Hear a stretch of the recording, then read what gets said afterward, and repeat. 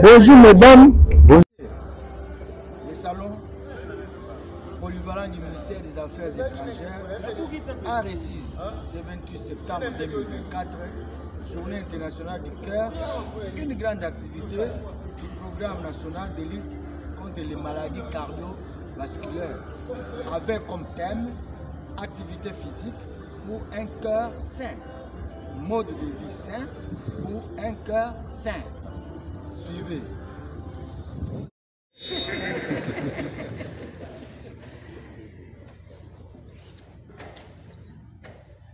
Voilà, nous avons passé toute la journée à parler de la clinique.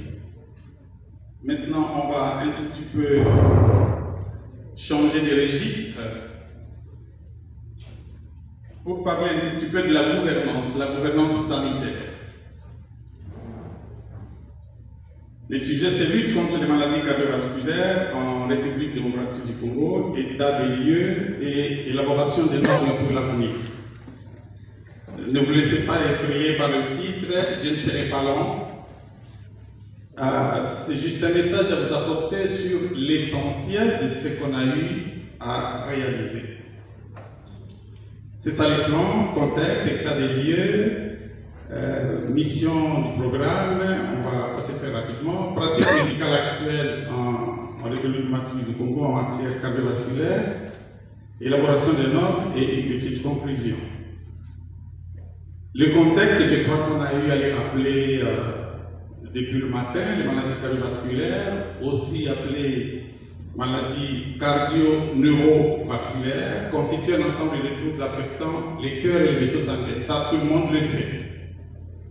Elles constituent, on l'a dit également ce matin, la première cause de mortalité dans le monde et sont responsables de 30% de l'ensemble des décès.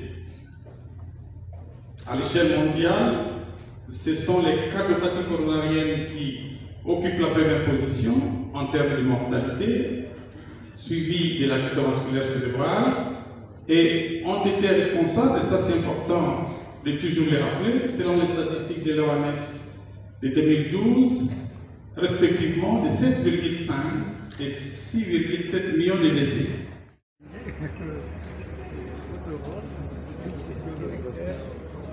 Merci beaucoup. Je vous laisserai le savoir pour lui orienter ma question.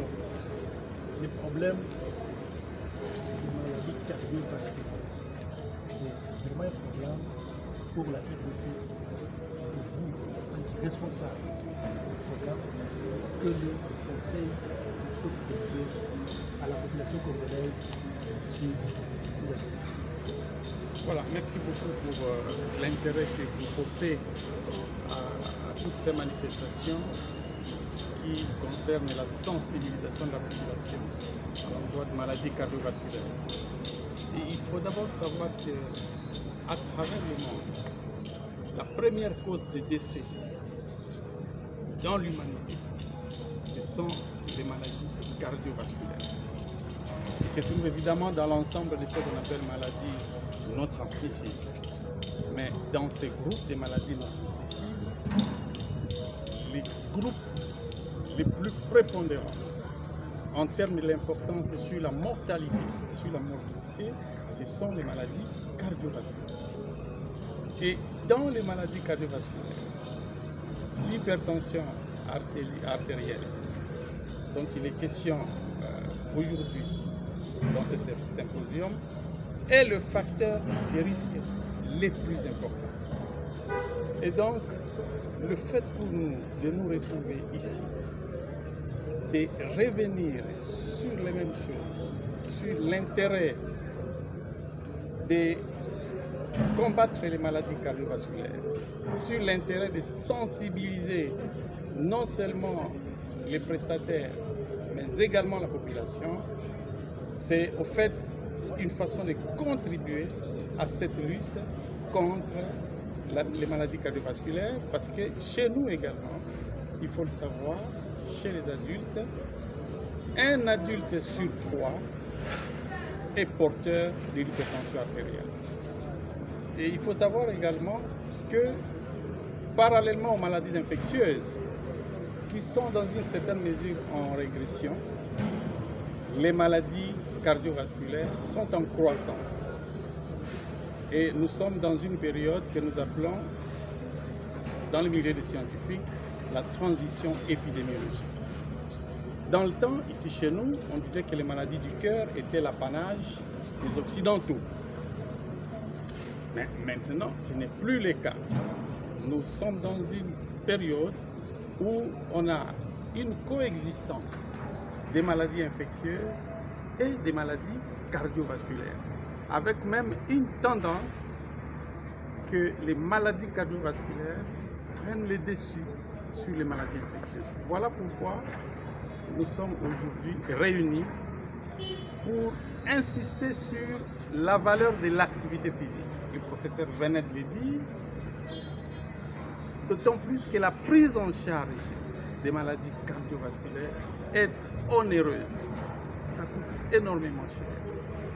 Les traitements coûtant cher dans un contexte économique difficile pas seulement pour notre pays, mais également pour la plupart des pays à revenus faibles, un accent particulier est donc mis sur la prévention.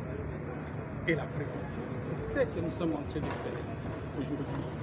Et il en faut davantage, parce que nous avons l'impression que la plupart de ceux qui sont malades des problèmes cardiaques, et spécialement de l'hypertension, ne sont pas au courant de leur situation. C'est pour cela qu'il faut intensifier la sensibilisation, intensifier les moyens de dépistage, inciter tout le monde à se faire dépister pour connaître son statut par rapport à l'hypertension artérielle, parce que l'hypertension, c'est le boulevard de la majorité des maladies cardiovasculaires. Si aujourd'hui, à 35 ans, 40 ans, vous ne connaissez pas votre statut par rapport à l'hypertension artérielle, vous risquez de vous retrouver 10, 15, 20 ans après avec une maladie cardiaque très avancée à un stade où on a très peu de possibilités de vous donner satisfaction. Et donc, pour éviter d'en arriver à cette situation, nous mettons nos efforts ensemble. Ici, il faut que je remercie le président de la Ligue congolaise contre l'hypertension artérielle, le professeur Wilamba, qui, en synergie avec le programme, a eu cette initiative d'organiser cette semaine du cœur. Nous rappelons que chaque année, au mois de septembre, la communauté internationale met un accent sur la lutte contre les maladies du cœur.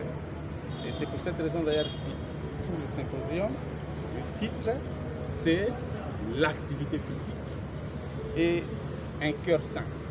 Un mode de vie sain pour un cœur sain. Le mode de vie sain, ça implique un certain nombre de comportements. L'activité physique, ça signifie lutter contre l'inactivité physique. Ça signifie avoir un régime alimentaire adapté. Ça veut dire moins salé, manger moins salé, moins sucré et moins gras.